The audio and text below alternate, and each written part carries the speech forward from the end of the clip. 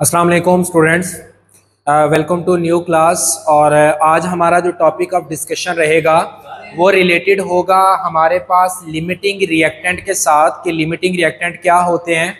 इसके बारे में आज हम डेप्थ में पढ़ेंगे और इंशाल्लाह ये जो आज का लेक्चर होगा ये आपके लिए बहुत फ्रूटफुल होने वाला है। इसमें एग्जांपल्स भी हम सॉल्व करेंगे। बेसिकली मेरा एक मकसद है कि आप लोगों तक कॉन्सेप्ट को पहुंचाना, ताकि आप लोग कॉन्सेप्ट के बाद जो भी क्वेश्चन आपके सामने आता है आप उसको इजीली जो है वो टारगेट कर सकते हैं। स्टार्ट करते हैं जी। लिमिटिंग रिएक्टेंट क्या होता है? अब नाम अगर आप गौर से पढ़ें कि लिमिटिंग रिएक्टेंट, इसका दूसरा नाम लिमिटिंग रिएजेंट भी है। क्लियर है? अब लिमिटिंग का मतलब होता है लिमिट करना, रोकना। तो लिमिटिंग रिएक्टेंट वो रिएक्टेंट है जो किसी रिएक्शन को रोकता है, यानी कि जिसकी वजह से रिएक्शन होना बंद कर देता है। अब मिसाल के तौर पर मैं आपसे कहता हूं कि जी मेरे पास ये मार्कर है और ये जो मार्कर है इस तरह के जो हैं मार्कर वो 50 हैं, लेकिन जो कैप्स हैं वो मेरे पास जो कैप हैं वो 30 हैं। मार्कर 50 है इस तरह के और जो कैप है वो 30 है। तो मैं कहता हूं जी कैप जो है ना वो कवर करे मार्कर को। तो आपने 50 मार्कर उठाए, कैप जितनी भी थी वो टोटल 30 थी, आपने इसके ऊपर कैप लगा दी। तो टोटल कितने मार्कर के ऊपर कैप लगेगी? तो जाहिर है 30 मार्कर के ऊपर कैप लग जाएगी और जो 20 मार्कर हैं वो बच जाएंगे। अब देखिए कैप लगने का अमल जो है वो रुक गया। क्यों रुका? क्योंकि कैप की तादाद कम थी। अगर कैप की तादाद ज्यादा होती तो आप सारे मार्कर के ऊपर लगा सकते थे, ठीक है, लेकिन कैप टोटल 30 थी, कम थी, इस वजह से कम मार्कर के ऊपर कैप लगी, बाकी मार्कर बच गए। अब ये जो बाकी मार्कर बचे हैं वो एक्सेस है और जो कैप है जिसकी वजह से मार्कर कवर होने का जो रिएक्शन था या कवर होने का जो प्रोसेस था वो रुक गया, तो इसलिए कैप लिमिटिंग रिएक्टेंट है। एक और मिसाल ले लेता हूं। मैंने कहा कि हमारे हवा जो है इसमें ऑक्सीजन होती है और ऑक्सीजन जलने के लिए जरूरी होती है। मैंने क्या किया कि एक पेज लिया, उसको मैंने आग लगा दी। अब वो पेज जलता जलता जलता पूरे का पूरा पेज जल गया। अब कंबस्टन आपको पता है कि जलने का अमल ऑक्सीजन की मौजूदगी में होता है। तो क्या मुझे ये बताएं कि हवा से ऑक्सीजन खत्म हुई है जिसकी वजह से पेज जो है वो जलने का अमल उसका रुक गया? नहीं, हवा के अंदर तो हमारे पैदा होने से पहले की ऑक्सीजन है और हमारे दुनिया से चले जाने के बाद भी ऑक्सीजन रहेगी। क्लियर है? तो खत्म क्या हुआ है? पेज खत्म हो गया। पेज के खत्म होने की वजह से जलने का अमल रुक गया, तो पेज क्या हुआ? Limiting reactant. और जो ऑक्सीजन है वो क्या हुआ? एक्सेस हो गया। वो क्या हुआ? ज्यादा बचा हुआ हिस्सा। तो अब इस चीज को जहन में रखते हुए हम ये रिएक्शन को देखते हैं कि limiting reactant that consume first, जो पहले इस्तेमाल हो जाता है इन अ केमिकल रिएक्शन, किसी भी केमिकल रिएक्शन में, and control the amount of product, और उसी की वजह से प्रोडक्ट को कंट्रोल किया जाता है कि प्रोडक्ट बनेगी या नहीं बनेगी। अब जो चीज पहले इस्तेमाल हो गई उसको कहेंगे लिमिटिंग रिएक्टेंट, और जो चीज बच गई रिएक्शन के बाद, जो चीज बच गई, वो जो बची हुई चीज है वो आपके पास क्या कहलाती है? Access reagent. जैसे आप दुकान पर जाते हैं ना, जब टेलर के पास कपड़ा सिलाई करवाने जाते हैं तो आप उसको जो है वो अपना सूट जो कटवा के लाते हैं वो उसको देते हैं। तो वो कटिंग के बाद क्या करता है? आपका सूट मुकम्मल तैयार हो गया, लेकिन उसके बाद भी छोटे छोटे उसके पास पीसेस बच जाते हैं, जिसे कहते हैं लीरें बच गई हैं। अब वो जो पीस बचे हैं या जो बचा कुचा हिस्सा है वो है एक्सेस, क्योंकि वो कपड़े के अंदर बनाने में इस्तेमाल नहीं हुआ, और जो कपड़ा इस्तेमाल हो गया है वो हुआ लिमिटिंग रिएक्टेंट। उसकी वजह से कपड़ा जो है वो आपके पास उसने कंट्रोल किया और जो बचा हुआ है वो एक्सेस हो गया। क्लियर हो गया? तो अब इसकी जरूरत क्यों आई है? मतलब ये इंपॉर्टेंट है, शॉर्ट क्वेश्चन में भी पूछा जाता है कि इस लिमिटिंग रिएक्टेंट को या एक्सेस रिएक्टेंट जो होते हैं उसको फाइंड करने की जरूरत क्यों पेश आती है? तो बेटे इससे फाइंड करने से दो फायदे होते हैं। एक ये कि रेट ऑफ रिएक्शन तेज हो जाता है, और दूसरा ये होता है कि आपने तमाम तर रिएक्टेंट को प्रोडक्ट में तब्दील करना होता है। मुमकिन है ऐसा है कि कोई रिएक्शन आप करवा रहे हैं, उसमें एक रिएक्टेंट महंगा है, दूसरा रिएक्टेंट सस्ता है, तो आप सस्ते वाले रिएक्टेंट को ज्यादा मिकदार में डाल दें ताकि महंगे वाला तमाम तर रिएक्टेंट प्रोडक्ट में तब्दील हो जाए। क्लियर है? तो यहां पर देखें, to produce the maximum amount of product, पहला उसका जो अमल है कि मैक्सिमम अमाउंट ऑफ प्रोडक्ट बन जाए, और दूसरा क्या है, to increase the rate of reaction, कि रिएक्शन का जो रेट है वो तेज हो जाए। इसलिए हम किसी भी रिएक्शन को शुरू करवाने से पहले कैलकुलेशन में हाइपोथेटिकली या कैलकुलेटेड या थ्योरेटिकली आप उसका लिमिटिंग रिएक्टेंट और एक्सेस रिएक्टेंट जो है वो फाइंड कर लेते हैं, ताकि आपकी प्रोडक्ट चीप बने, सस्ती बने, घटिया नहीं बने, सस्ती बने। तो इसलिए आपके पास ये रिएक्शन के अंदर फाइंड करना जरूरी होता है। अभी एक मिसाल लेता हूं, आपने छोटे होते ही इक्वेशन जो है वो पढ़ रखी है, और इक्वेशन क्या है हमारे पास, H2 + O2, हवा में से जो है वो ऑक्सीजन लिया और हाइड्रोजन के साथ मिलाया, मिला के बनेगा वाटर। वाटर का फार्मूला क्या है, H2O। अब देखें हाइड्रोजन कितने थे, 2, वाटर में 2 हाइड्रोजन आ गए। ऑक्सीजन कितने हैं, 2, लेकिन वाटर में तो 1 ऑक्सीजन गया। ये जो 1 ऑक्सीजन बच गया है ना, ये जो ऑक्सीजन बचा है इसको आप कहते हैं एक्सेस में। ये क्या है आपके पास, एक्सेस में। और देखें पहले कौन खत्म हुआ, ऑक्सीजन तो अभी भी बचा हुआ है, खत्म कौन हुआ है, हाइड्रोजन। तो hydrogen is the limiting reactant, लेकिन ऑक्सीजन जो है वो एक्सेस में रहा, तो एक्सेस में ये बच जाता है। क्लियर है? उम्मीद अब आपको समझ आ गई होगी। अब ये तो था, हमने इस तरह से जो है वो थ्योरेटिकली कैलकुलेट कर लिया, लेकिन इसका एक्चुअल में न्यूमेरिकल आता है आपको, और ज्यादा चांस होता है न्यूमेरिकल के, और न्यूमेरिकल इसका बड़ा इंपॉर्टेंट होता है और लॉन्ग क्वेश्चन में उसने आना ही आना है। तो उसको सॉल्व करने के लिए न्यूमेरिकल को कुछ स्टेप हैं जो मैंने जो है वो स्टेप बाय स्टेप लिख दिए हैं। बुक्स में नहीं आपको मिलेंगे, लेकिन मैंने इसके अंदर जो है वो स्टेप्स लिख दिए हैं ताकि आपके लिए उसको आइडेंटिफाई करना आसान हो जाए। अब पहला है जी identification of a limiting reactant, कि लिमिटिंग रिएक्टेंट को कैसे आइडेंटिफाई करते हैं। कोई भी केमिस्ट्री में रिएक्शन है ना, वो आपने मोल मोल कैलकुलेशन करनी है, कोई भी कैलकुलेशन करनी है, तो पहला स्टेप एक ही है, वो क्या है कि right the balance chemical equation, कि आप सबसे पहले उसकी बैलेंस केमिकल इक्वेशन लिखें जो रिएक्शन के अंदर इस्तेमाल होगी, बैलेंस केमिकल इक्वेशन, वो लिख लिया आपने।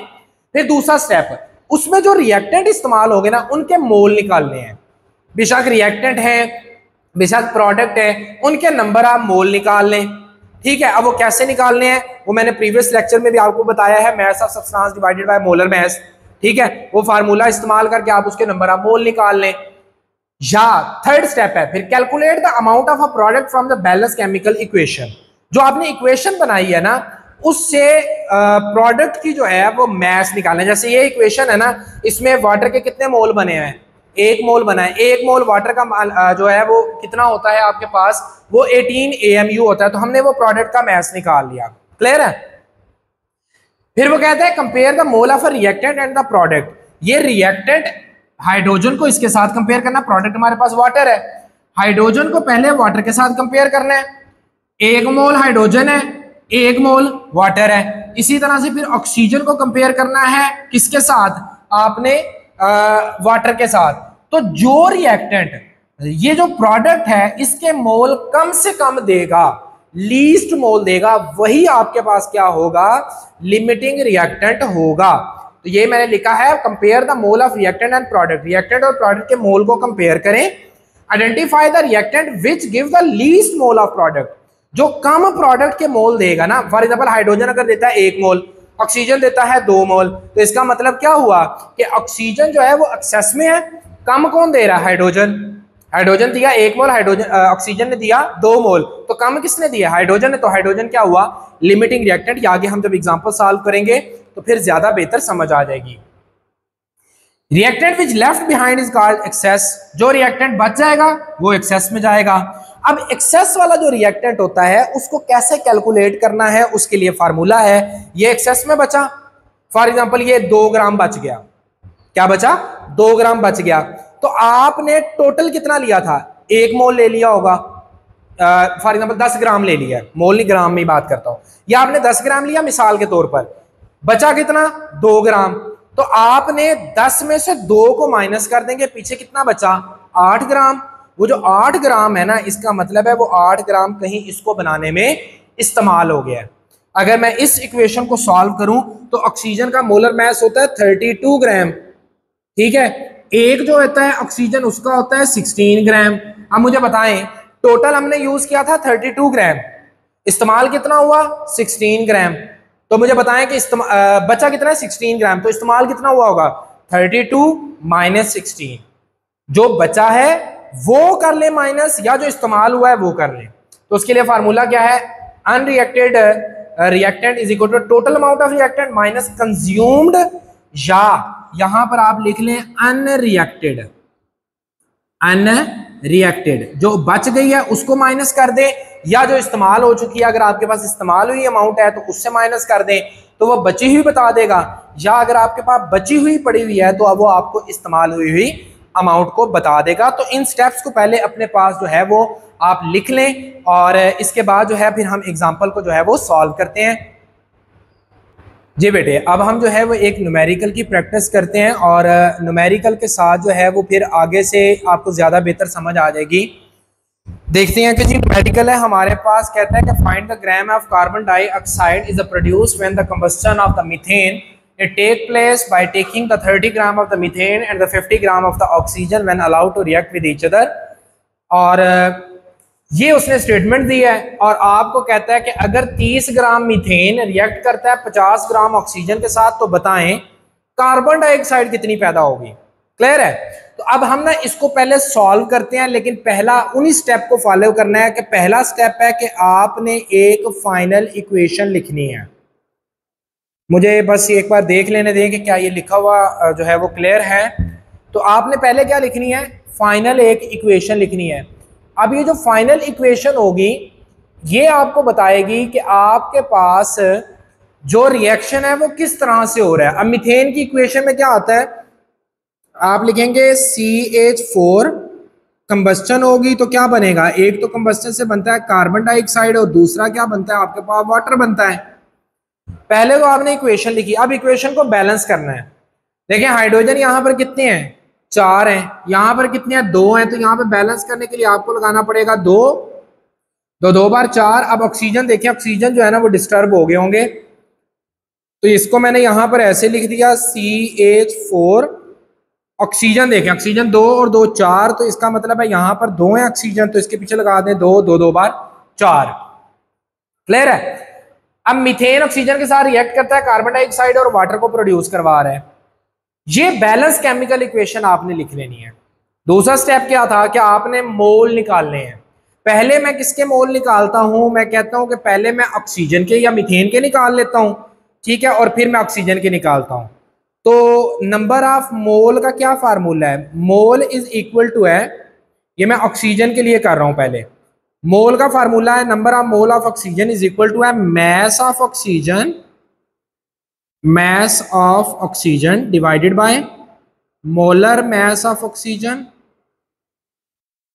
mass of oxygen उसने आपको कितना दिया, 50 ग्राम।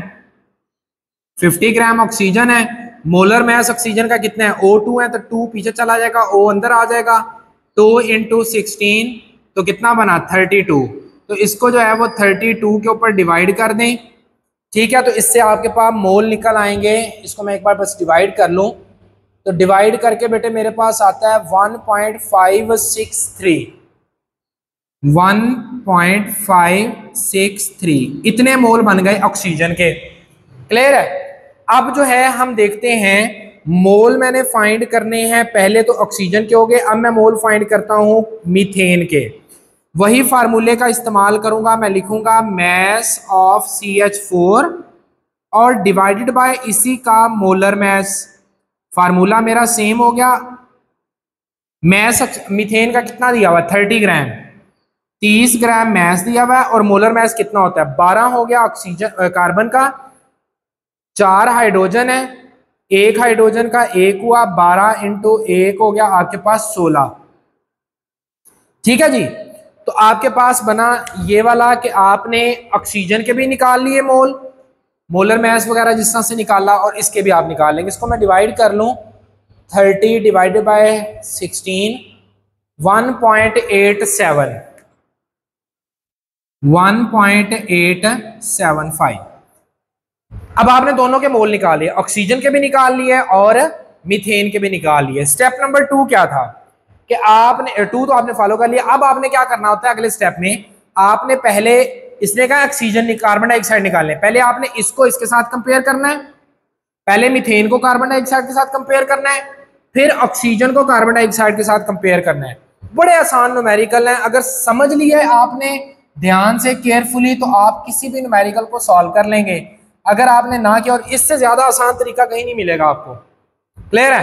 तो अब आप पहले आते हैं जी, मीथेन को करते हैं कार्बन डाइऑक्साइड के साथ कंपेयर। पहले एक साइड पे आप लिख लें मीथेन, और कंपेयर करने के लिए मैं ये साइन यूज कर लेता हूं, और साथ जो है वो मैं लगा लेता हूं कार्बन डाइऑक्साइड। इक्वेशन पे पहले चलें। इक्वेशन में मीथेन कितना है, इसके पीछे क्या लिखा हुआ है 1, जिसके पीछे कुछ ना उसके पीछे 1 होता है। कार्बन डाइऑक्साइड के पीछे क्या लिखा हुआ है 1, तो आप लिखेंगे कि मीथेन का भी 1 मोल है, कार्बन डाइऑक्साइड के भी कितने मोल है हमारे पास 1 है, यानी कि दोनों के नंबर ऑफ मोल जो है वो क्या है, सेम है, नंबर ऑफ मोल चेंज नहीं है, दोनों का 1-1 मोल है। अब देखें, ये तो थे आपने इक्वेशन से, अब आपने कितने फाइंड किए हैं। मीथेन के मोल देखें 1.85। अच्छा, अब आपने मीथेन के फाइंड किया ना, तो मीथेन के पहले देखें 1 है जी है, तो आप सिंपल इससे मल्टीप्लाई कर दे दोनों साइड पे, 1 मल्टीप्लाई बाय 1.875 इस साइड पे भी, और 1 मल्टीप्लाई बाय 1.875 इधर भी मल्टीप्लाई कर दें, आंसर बनेगा 1.875 और 1.875। इक्वेशन क्या कहती है कि अगर मीथेन के इतने मोल हों, इतने कम मोल होंगे जब आप 30 ग्राम मीथेन का लेंगे, अगर 30 ग्राम मीथेन के हो तो कार्बन डाइऑक्साइड के भी कितने बनेंगे, उतने ही मोल बनेंगे जितने इसके हैं, क्योंकि दोनों मोल इक्वेशन में बराबर थे। कंपेयर कर लिया। अब करें ऑक्सीजन को कार्बन डाइऑक्साइड के साथ कंपेयर, तो आप एक साइड पे लिखें O2 और उसको कंपेयर कर लें CO2 के साथ, CO2 के साथ कंपेयर कर लें। अब दोनों को कंपेयर करना है। ऑक्सीजन के इक्वेशन से पहले आए, इक्वेशन में कितने मोल हैं, ऑक्सीजन के 2 मोल हैं, और कार्बन डाइऑक्साइड का कितना मोल है, 1 मोल है। आपने मोल निकाले भी किसके हैं, ऑक्सीजन के, तो इसका मतलब है ऑक्सीजन के मोल को 1 करना है। कैसे 1 करेंगे कि आप इस साइड पर भी इक्वेशन को जो है वो 1 करेंगे, जब ये 1 हो जाएगा तो आपने इसको मल्टीप्लाई करना है इसी के मोल के साथ। क्लियर है? अब इसको 1 करने के लिए क्या करना है, इधर भी 2 पे डिवाइड कर दें, इधर भी 2 पे डिवाइड कर दें, क्योंकि मैथ में अगर इधर 2 से डिवाइड किया है, इधर भी 2 से डिवाइड कर दिया, तो इक्वेशन को कोई फर्क नहीं पड़ता, इक्वली रहती है। तो ये दोनों साइड से कट के हो गया 1, और ये आपके पास एज इट इज लिख लें या 0.5 लिख लें।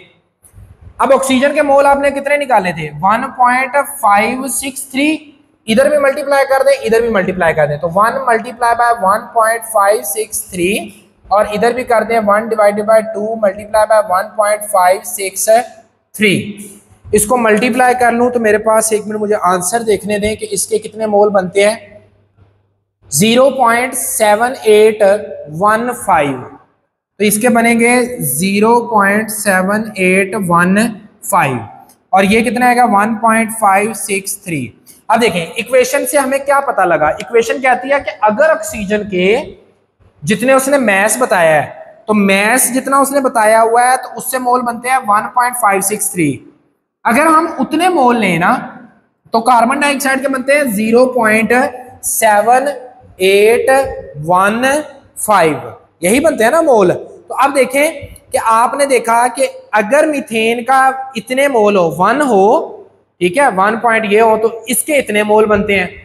कार्बन डाइऑक्साइड के जो है वो इतने मोल हो, तो ये इतने मोल दे रही है। तो कम नंबर ऑफ मोल कौन दे रहा है आपके सामने मेरे बेटे, वो ऑक्सीजन ही दे रहा है।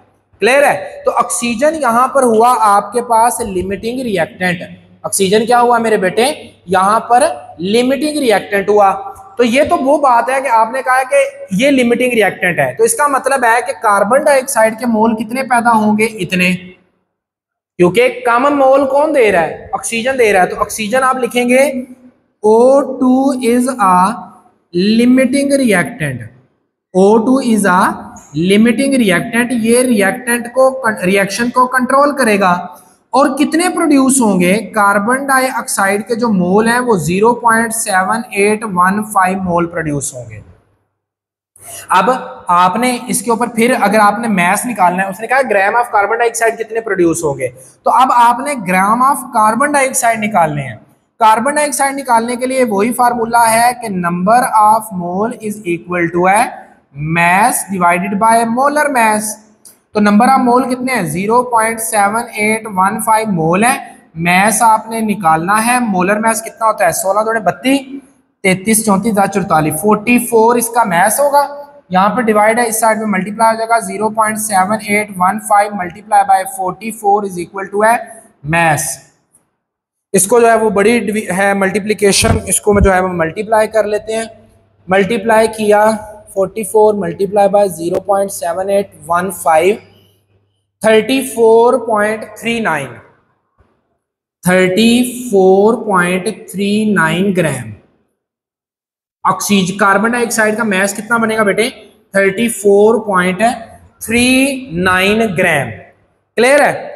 अब ये आपने निकाल लिया कि इसके मोल कितने बने हैं। अगर आप इसको आगे लेकर जाना चाहें ना कि ये आगे भी आपने फर्दर इसकी कैलकुलेशन करनी है तो वो भी कर सकते हैं। यहां तक एक बार नोट करें, फिर अगला जो पार्ट है वो मैं शुरू करता हूं, इसको नोट कर लें। अब देखते हैं कि हमने एक्सेस में कितना है। अब एक्सेस में निकालने के लिए ना दोनों रिएक्टेंट को कंपेयर करते हैं, CH4 और ऑक्सीजन को कंपेयर करते हैं। इक्वेशन कहती है कि अगर मीथेन का 1 मोल हो, ऑक्सीजन के 2 मोल लगते हैं। लिमिटिंग रिएक्टेंट कौन था, ऑक्सीजन, तो ऑक्सीजन वाली साइड होनी चाहिए 1। तो 1 करने के लिए इधर भी 2 से डिवाइड कर दें, इधर भी 2 से डिवाइड कर दें, तो ये बनेगा 1 divided by 2 is equal to है 1। तो ऑक्सीजन के अब आपके पास मोल कितने बेटे यूज हुए हैं, तो ऑक्सीजन के आपके पास जो मोल यूज हुए थे वो हमारे पास लास्ट में थे, वो अब मुझे जहन में नहीं है, मैं अभी यहाँ से निकाल लेता हूँ। हमारे पास जो ऑक्सीजन के बेटे मोल यूज हुए हैं वो आई थिंक सो यूज हुए थे स्टार्ट के अंदर 1 ऑक्सीजन के 53 है ना, 0.7815 कितने यूज हुए हैं, 0.7815 1.56। अब दोनों तरफ से उसको मल्टीप्लाई कर दें, 1.563 मल्टीप्लाई बाय 1 डिवाइडेड बाय 2, इधर भी कर दे 1.563 मल्टीप्लाई बाय 1, तो ये बनेगा 1.563 और इसको जो है वो आप मल्टीप्लाई करेंगे तो ये बनेगा आपके पास 0 पॉइंट समथिंग बनेगा, 0.7815 0.7815 ये मोल बनते हैं आपके पास मीथेन के।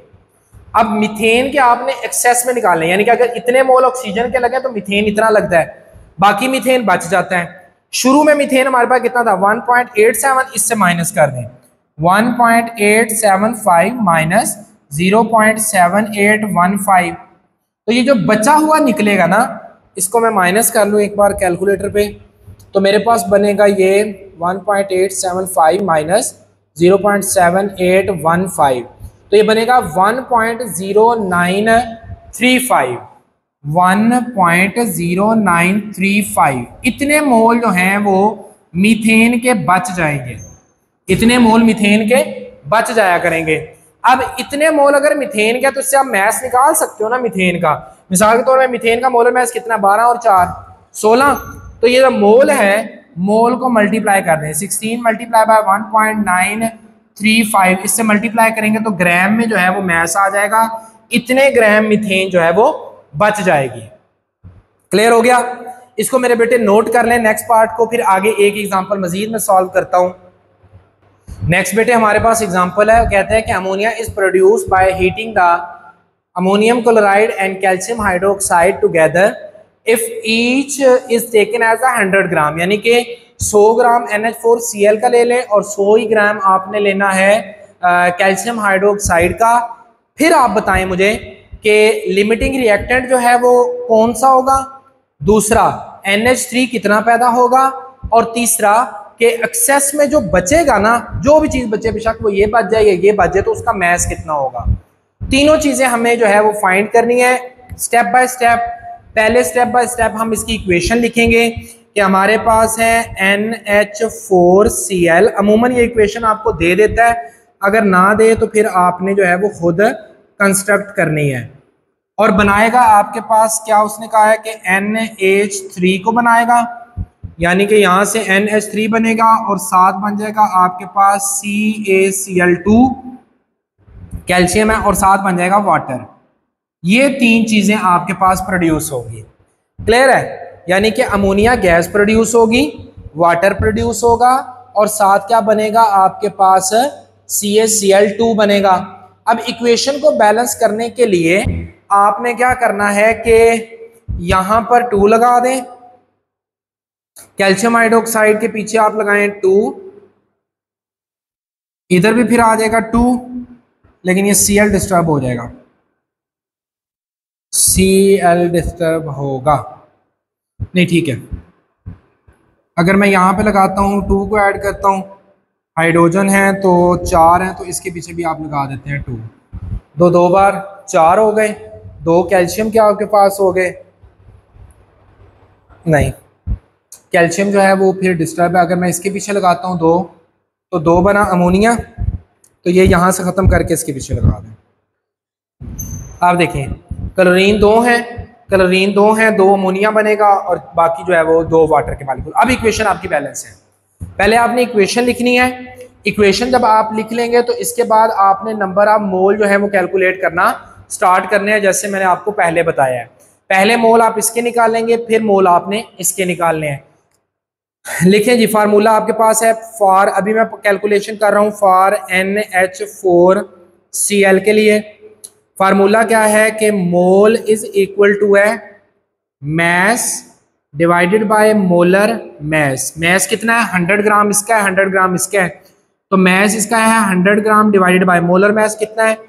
अमोनियम क्लोराइड का है 35, क्लोरीन का है 35 और 4 आपके पास 39 और आपके पास 14, इसका बन जाएगा 40, 50 और तकरीबन जो है वो आपके पास 15 के राउंड अबाउट बनता है, 50 के ना राउंड अबाउट बनता है, तो मिल जाएगा 53 और उसको जो है वो आपने 100 से डिवाइड कर देना है। ये बना 53, 100 से डिवाइड करके 1.87 आपके पास आ जाएगा। ये बना आपके पास मोल किसके? NH4Cl के। किसके मोल बने बेटे? NH4Cl के बने। अब इसी तरह से आप कैल्शियम हाइड्रोक्साइड के लिए करें, उसके मोल को निकाल लें फॉर कैल्शियम हाइड्रोक्साइड। उसके लिए भी सेम यही फार्मूला आप इस्तेमाल करेंगे और वो फार्मूला है हमारे पास number of mole. Number of mole is equal to है आपके पास बना मेरे बेटे mass divided by molar mass, और मैस कितना है इसका भी 100 ग्राम है। मोलर मैस आप कैल्शियम हाइड्रोक्साइड का निकालें 40 है, 40 और 32 कितना बना 70 और तकरीबन 72 और 74 बनेगा। 74 को जो है वो 100 को 74 पे डिवाइड करें, मैं कैलकुलेट कर लेता हूँ 1.35, तो इसके मोल बनते हैं 1.35। अब देखें आपने इस डाटा से पहले इक्वेशन लिखी, फिर नंबर ऑफ मोल को आपने कैलकुलेट किया। अमोनियम क्लोराइड के हैं 1.87 और कैल्शियम हाइड्रोक्साइड के हैं 1.37, ये मोल आपने निकाल लिए। अब इस मोल को उसने अमोनिया पूछा है ना, तो इस मोल को पहले अमोनिया के साथ कैलकुलेट करें, फिर इसको अमोनिया के साथ कैलकुलेट करें। तो सबको बारी बारी कैलकुलेट करते हैं। पहले मैं लेता हूं NH4Cl को, कंपेयर करें किसके साथ? NH3। पहले इक्वेशन से डाटा ले। इक्वेशन कहती है अगर इसके 2 मोल हो तो अमोनिया के कितने मोल बनते हैं? उसके भी 2 मोल बनते हैं। अब हमने कैलकुलेट अमोनिया के किए थे ना, इन दोनों में से अमोनिया के कैलकुलेट किए मैं, अमोनियम क्लोराइड के। इसको पहले 1 करना है, तो इसको भी डिवाइडेड बाय 2 कर दें, इधर भी डिवाइडेड बाय 2 करें, तो ये बनेगा 1:1। अमोनिया के कितने मोल हमें मिले हुए हैं जो उसने मैस दिया 1.87, तो दोनों साइड पर जो है वो 1.87 से आप मल्टीप्लाई कर दें। इसको मैं इधर ही कर देता हूं, NH4Cl NH3 हमारे पास बना 1:1, तो इधर भी 1.87 से मल्टीप्लाई कर दें, 1 मल्टीप्लाई बाय 1.87 और इधर भी कर दें 1 मल्टीप्लाई बाय 1.87, तो ये बनेगा 1.87:1.87। इसका मतलब क्या हुआ बेटे? अमोनियम क्लोराइड के 1.87 अगर मोल होंगे तो अमोनिया के कितने होंगे? 1.87 मोल होंगे। इसको कंपेयर कर लिया, अब इसको कंपेयर करते हैं। फिर वहीं पर आप आए और लिखें कैल्शियम हाइड्रो ऑक्साइड है आपके पास, उसको कंपेयर करना है किसके साथ, NH3 के साथ। इक्वेशन क्या कहती है, इक्वेशन कहती है अगर इसका 1 मोल हो तो इसके बनते हैं 2 मोल। अब ये पहले ही 1 है, हमने इसके मोल पहले भी कैलकुलेट किए हैं, 1.35 है, तो दोनों साइड पे 1.35 से मल्टीप्लाई कर दें, 2 मल्टीप्लाई बाय 1.35, तो ये कितना आपके पास बनेगा 270 और ये बन जाएगा आपके पास 1.35। अब आपने क्या करना है कि देखें कि किसके नंबर ऑफ मोल जो हैं वो रिएक्टेंट को ज्यादा दे रहे हैं या किसके नंबर ऑफ मोल रिएक्टेंट को कम दे रहे हैं। ये 1.87 था तो 1.87 ही दे रहा है, ये आपके पास बनता है 1.35 और ये उससे डबल दे रहा है, यानी कि नंबर ऑफ मोल जो है वो ज्यादा कौन दे रहा है आपके पास, नंबर ऑफ मोल 2 वाला दे रहा है। क्लियर है, तो जब नंबर ऑफ मोल जो है वो 2 वाला दे रहा है तो इसका मतलब है कि NH4 जो है उसके मोल लेस बनेंगे, तो NH जो 3 है ना ये वाला NH4Cl ये कम नहीं दे रहा, जितना है उतना ही दे रहा है, ये जितना है उससे डबल दे रहा है, ठीक है, तकरीबन उससे डबल दे रहा है। तो इसका मतलब क्या हुआ कि ये क्या हुआ आपके पास लिमिटिंग रिएक्टेंट, और हकीकत में भी अगर ये लिमिटिंग रिएक्टेंट है तो जितना लिमिटिंग रिएक्टेंट प्रोड्यूस करता है ना तो टोटल उतने ही प्रोड्यूस होते हैं। इसका मतलब है कि 1.87 आपने ये थे ना NH4Cl 1.87 दिया था, ये सारे का सारा इस्तेमाल हो जाएगा और इसके कितने प्रोड्यूस करेगा 1.87 मोल किसके, अमोनिया के। अब अमोनिया के मोल आपके पास आए, NH3 के कितने मोल बने हैं 1.87, मल्टीप्लाई कर दें इसके मोलर मैस से तो इसका मैस आ जाएगा ग्राम में, इसका मैस किस में आ जाएगा, ग्राम के अंदर आ जाएगा, अमोनिया का मैस ग्राम में आ गया। अब सिमिलरली हमने ना इन दोनों में से देखना है कि बचा कौन है, तो अब इन दोनों को आखिर में कंपेयर कर लें। इन दोनों को कंपेयर करने का तरीका क्या है कि आप लिखें NH4Cl है और कैल्शियम हाइड्रोक्साइड है, तो आपने कहा कि इसका इक्वेशन कहती है इसके 2 मोल हो तो इसका 1 मोल बनता है, इक्वेशन के मुताबिक, पहले इक्वेशन पे जाना है, इसके 2 मोल हो तो इसका 1 मोल इस्तेमाल होता है। अभी इसके ये लिमिटिंग रिएक्टेंट है ना तो इसके मोल को 1 करना है, इसके मोल को 1 करने के लिए इधर भी 2 से डिवाइड कर दें, इधर भी 2 से डिवाइड करने के लिए बन जाएगा 1 डिवाइडेड बाय 1/2। NH4 के मोल कितने इस्तेमाल हुए हैं 1.87, इसके अगर 1.87 है ना तो 1.87 मल्टीप्लाई बाय 1 और इधर भी कर दें 1 डिवाइडेड बाय 2 मल्टीप्लाई बाय 1.87, इतने मोल बने।